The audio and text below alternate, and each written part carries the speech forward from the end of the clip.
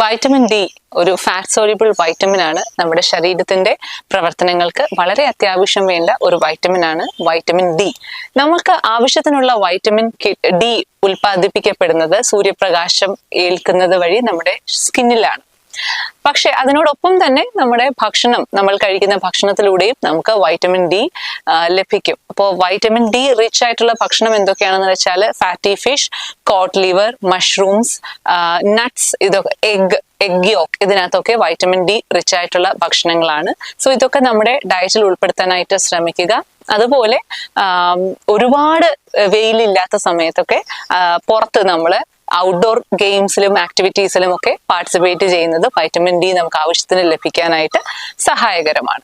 Vitamin D നമുക്ക് ആവശ്യത്തിന് ഇല്ല എന്നുണ്ടെങ്കിൽ പല ലക്ഷണങ്ങളും നമ്മുടെ ശരീരത്തിൽ ഉണ്ടാവാനുള്ള സാധ്യതയുണ്ട്.